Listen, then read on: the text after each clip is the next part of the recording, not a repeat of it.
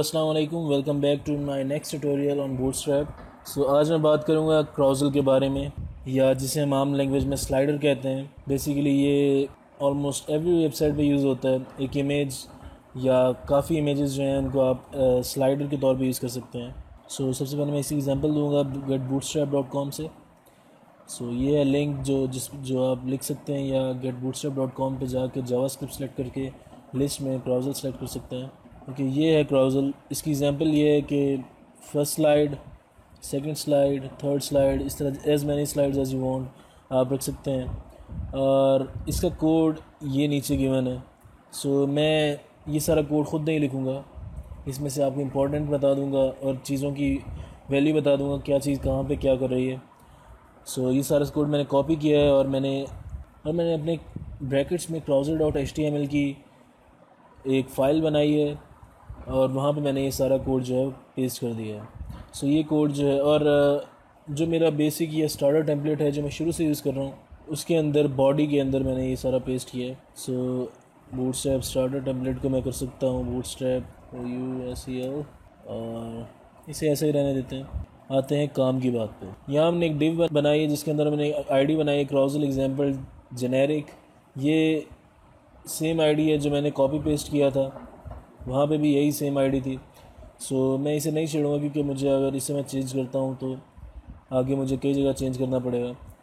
लेकिन इसके बारे में ये है कि ये हम अपनी मर्ज़ी की यूज़ कर सकते हैं, कोई भी आईडी दे दें, लेकिन आपको ये ख्याल रखना होगा जहाँ जहाँ डेटा टारगेट है वहाँ आपको सेम आईडी देनी है।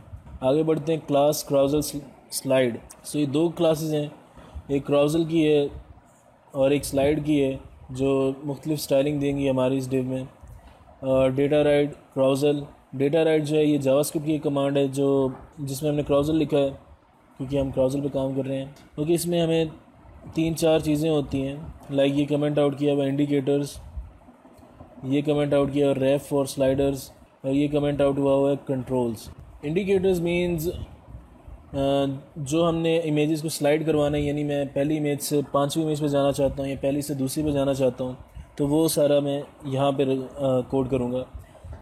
इसमें मैंने ऑर्डर्ड लिस्ट बनाई है क्योंकि मुझे एक ऑर्डर के तहत चलना है। और list data target carousel example generic, same जो मैंने यहाँ पे आईडी दी थी वही लिखेंगे हम डेटा टारगेट पे। और डेटा स्लाइड टू 0, और इसे क्लास एक्टिव दी है, यानी जो पहली इमेज होगी, जैसे हम प्रोग्रामिंग में करते हैं कि 0 से हम शुरू करते हैं। 0 हमारा इनिशियल या पहला डिजिट होता है, इसी तरह यहाँ पे भी है। और इसे हमने क्लास एक्टिव दी है, यानी ये ऑटोमेटिकली पहली इमेज पे होगा हमारा ब्राउज़र में। उसके बाद आते हैं नेक्स्ट लाइन पे या नेक्स्ट लिस्ट पे, जो कि सेम है, सेम आईडी। और यहाँ पे हमने क्योंकि पहली के बाद दूसरी पे शिफ्ट करना है, इसलिए हमने 1 लिखा है, 0 के बाद 1 पे आ जाएगा। सेम हमने यहाँ पे किया है 2। ओके, अब wrappers for slides. Wrapper for slides means जो हमारी इमेजेस हैं वो हम यहाँ पे डालेंगे। इसमें हमने क्लास बनाई है क्राउजल इनर, यानी क्राउजल के इनर जो होगा वो सारा। और रोल लिस्ट बॉक्स, रोल यहाँ पे या अब से पहले जितनी जगह ही मैंने दिया, ये सिर्फ सेमेंटिक मीनिंग के लिए होता है। इसको आप अब हटा भी देंगे तो कोई आपके कोड पे या कोई आपकी वेबसाइट पे फ़र्क ऐसा नहीं पड़ेगा। सिर्फ सेमेंटिक मीनिंग के लिए होता है कि आपका ब्राउज़र जो है वो आपके कोड को अच्छी तरह समझे। और div class item active, item एक क्लास है स्टाइलिंग जो अप्लाई करेगी। और एक्टिव मींस जो पहली इमेज हमने डाली थी या जो पहली इमेज अभी हम डालेंगे वही एक्टिव हो। इसमें हमने एक्टिव क्लास लगाई है। और इमेज का सोर्स यहाँ पे देंगे हम। वेबसाइट है placekitten.com, मैं इनका ये लिंक उठा रहा हूँ। ये मुझे किटन की इमेजेस देंगी जो मैं यूज़ कर सकता हूँ और बगैर कॉपीराइट के इशू के, जो कि आजकल काफ़ी बड़ा मसला चल रहा है। ओके, इसे मैं अपने हिसाब से विड्थ और ब्रेथ दूंगा, लेट्स से दिस। और ऑल्ट मींस ऑल्टरनेटिव टेक्स्ट जो हम इसके पीछे यूज़ करना चाहते हैं। मैं कह सकता हूँ कि 10:1। इसके बाद डिव है क्लास क्राउजल कैप्शन की, यानी जो मैं ये इमेज हो किटन की डाली है मैंने पहली इमेज, इसके ऊपर मैं कोई कैप्शन देना चाहूँ तो वो मैं यहाँ पर लिख सकता हूँ। मैं लिख सकता हूँ कोई भी, कुछ भी टेक्स्ट हो सकता है। Let's say first kitten on my website ताकि बाद में जब इमेजेस स्लाइड हो तो हमें आइडिया रहे कि कौन सी किटन है। और यहाँ पे भी मैं सेम प्लेस किटन डॉट, यहाँ भी मैं सेम आईडी लिखूँगा और इसका साइज़ मैं लेट्स से 520 कर देता हूँ। और ऑल्टर टेक्स्ट में मैं इसे किटन 2 कहूँगा।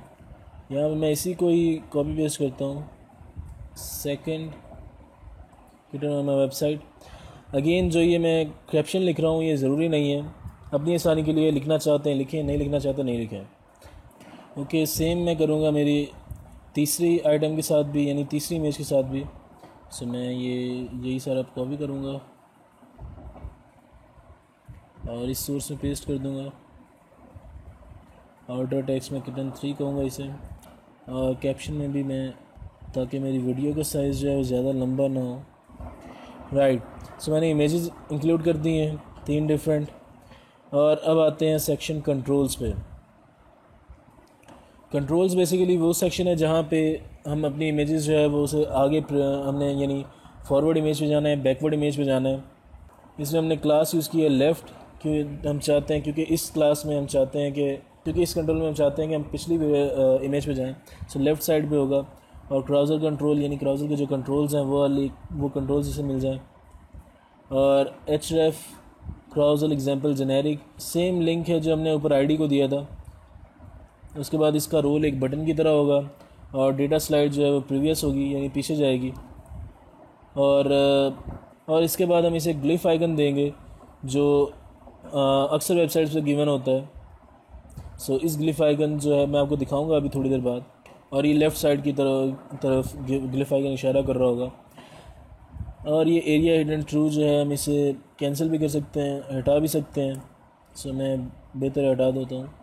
इसके बाद span class screen reader only है जो कि प्रीवियस है, यानी ये सारा जो कंट्रोल है ये हमारा प्रीवियस के लिए है। इसके बाद नेक्स्ट इमेज के लिए है। सो राइट की तरफ हम देना चाह रहे हैं अपना जो नेक्स्ट ग्लिफ आइकन होगा और ब्राउज़र के कंट्रोल्स इसे देंगे। सेम ऊपर वाली आईडी जो है वो हम यहाँ लिखेंगे href में। इसका रोल बटन है और डेटा स्लाइड जो है नेक्स्ट है। रोल जैसा मैं आपको बता चुका हूँ, लिखना चाहें हम लिखें, नहीं लिखना चाहते नहीं लिखें, टोटली अपॉन अस। और स्पैन एक क्लास है जिसमें हमने ग्लिफ आइकन दिया है जो राइट है, और इसका एरिया हिडन जो है मैं ये भी हटा देता हूँ ताकि टेक्स्ट बोझ ना लगे।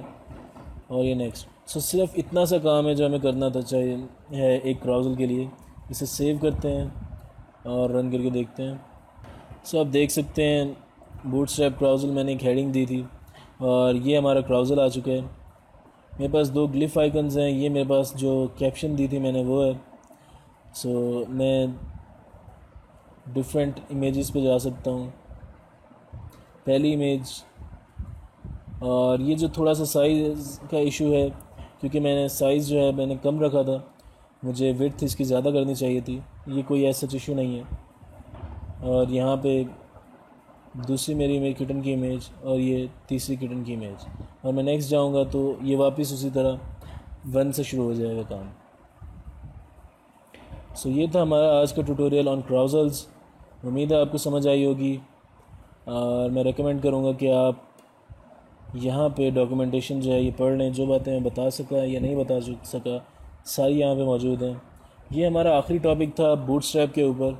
उम्मीद है आपको मेरे समझाने का तरीका पसंद आया होगा।